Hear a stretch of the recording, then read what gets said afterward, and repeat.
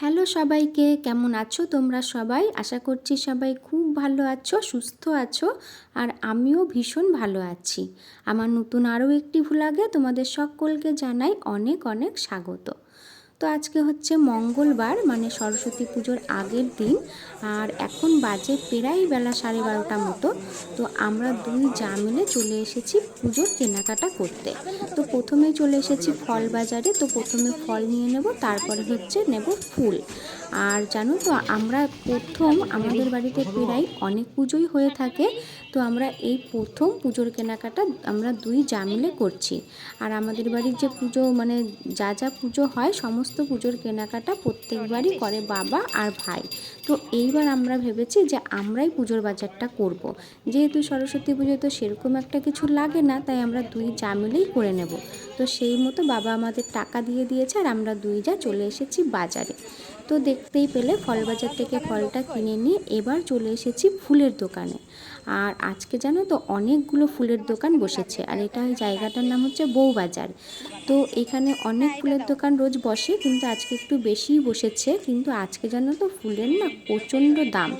এক একটা মালা তোমার 100 টাকা করে, আর এই গাঁদা ফুলের মালাগুলো 20-25 টাকা এরকম করে নিচ্ছে। তো যাই হোক, আজকে তো ফুল কিনতেই হবে, পুজো বলে কথা। তো ফুল টুল কিনে আমরা চলে এসেছি আমাদের নবদ্বীপের বিখ্যাত একটা কচুরির দোকানে। তো সেখান থেকে কচুরি খেয়ে দিয়ে তারপরে চলে আসলাম বাড়িতে। আর এখন বাজে প্রায় সন্ধ্যে 7:30 মতো। তো আমাদের মা সরস্বতীও আমাদের বাড়িতে চলে এসেছে। তো ভাই গিয়ে নিয়ে এসেছে সরস্বতী মাকে। তো এখন তাকে হবে বসানো। আর তোমরা দেখতে থাকো আজকের ব্লগটা, আশা করছি তোমাদের ভালো লাগবে।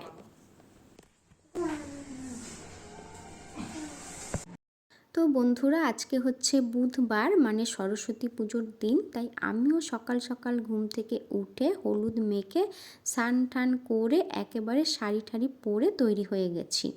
আর পুজোর দিনে না আমার শাড়ি পরতে একটু বেশি ভালো লাগে। আর এখানে আমার ছোটো যা, ও হচ্ছে ফল বানাচ্ছে। আর এই সরস্বতী পুজোর দিন আসলে কি হয়, ছোটোবেলার কথাটা না খুব মনে পড়ে যায়। আর এখন তো মা নেই, তখন তো মা ছিল বিশেষ করে। আর ছোটোবেলায় কী করতাম, সরস্বতী পুজোর দিন সকাল সকাল ঘুম থেকে উঠে এক গাদা হলুদ মেখে মুখ ঠুক একেবারে হলুদ করে তারপরে হচ্ছে স্নান করে মায়ের কাছে শাড়ি চাইতাম। আর মা না আমাদের কিছুতেই শাড়ি দিতে চাইতো না, কারণ মা না তার শাড়িগুলোকে খুব যত্ন করে ভাঁজ করে একদম ইস্ত্রি করে রেখে দিত। আর আমরা যেহেতু শাড়িগুলো পরে একদম মাটি কাদা মাখিয়ে নিয়ে আসতাম, তো তার জন্য না মা আর শাড়ি দিতে চাইতো না। কিন্তু না দিয়ে তো উপায় ছিল না, মাকে সেই দিতেই হতো। তারপরে মা শাড়ি পরিয়ে দিত, তারপরে আমরা যেতাম সব বোনেরা মিলে ঠাকুর দেখতে। তো সেই দিনটাকে না ভীষণভাবে এখন মিস করি। আর এখন সেই মায়ের শাড়িগুলো মা যেইভাবে রেখে গেছে ঠিক সেইভাবেই পরে রয়েছে, শুধু মাই নেই। তো যাই হোক, এখন আর মন খারাপ করে লাভ নেই। তো আমাদের এদিকে সব জোগাড় করাও হয়ে গেছে, আর ব্রাহ্মণও চলে এসছে পুজো দিতে। আর আজকে জানো তো, মানে এই সরস্বতী পুজোর দিন আমার বাপের বাড়িতে না সমস্ত গোটা সেদ্ধ হয়। মানে কলাইয়ের ডালের মধ্যে মানে যত রকমের সবজি আছে সমস্ত গোটা গোটা দিয়ে সেটাকে সেদ্ধ করা হয়। তো সরস্বতী পুজোর দিন সেটাকে করা হয়, আর খাওয়া হয় সরস্বতী পুজোর পরের দিন। আমার বাপের বাড়িতে মানে সরস্বতী পুজোর দিন কোনো ভাত এসব খাওয়া হয় না, সেদিন দই খই চিড়ে মুড়ি এইসব খাওয়া হয়, আর পরের দিন ওই গোটা সেদ্ধটা খাওয়া হয়।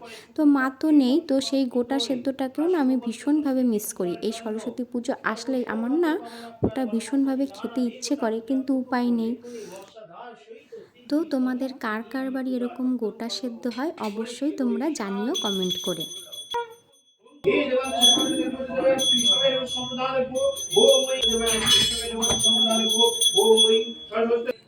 নমো নিত্যং ভদ্রকাল্যই নমো নমো বেদ বেদাঙ্গ বেদান্ত বিদ্যা স্থানেভ্য এ বচ এসো সচন্দন পুষ্পবিল্ল পত্রাঞ্জলি নমো সরস্বত্যই নমো। দিয়ে দাও ঠাকুরের কাছে। আমার নাম জয় মাতারা, জয় গুরু রামদেব। তো আমাদের পুজোটাও হয়ে গেছে আর পুজোর অঞ্জলি দেওয়াও হয়ে গেছে, এখন শুধু যজ্ঞটা করা বাকি। আমাদের যেহেতু কাঠামের ঠাকুর আনে তার জন্য আমরা হচ্ছে যজ্ঞ করতে বলি। তো এখন হচ্ছে যজ্ঞ করবে আর আরতি করলেই আমাদের পুজো কমপ্লিট। আর আজকে জানো তো ব্রাহ্মণ আসার কথা ছিল 10:30 পৌনে 11টার মধ্যে, কিন্তু এসেছে তোমার 1টার সময়। তাও আমরা যেই ব্রাহ্মণকে ঠিক করেছিলাম সেই ব্রাহ্মণকে তো পাইনি। তারপরে আরেকজন ব্রাহ্মণ, উনিও আমাদের বাড়ির পুজো করে, তো ওনাকে পেয়েছি, তারপরে ওনাকে দিয়েই পুজোটা করাচ্ছি।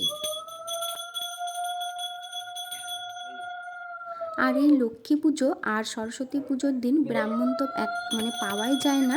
আবার যদি বলে রাখি তারাও ঠিক সময় মতো আসে না, বলবো এক সময় আসবে আর এক সময়।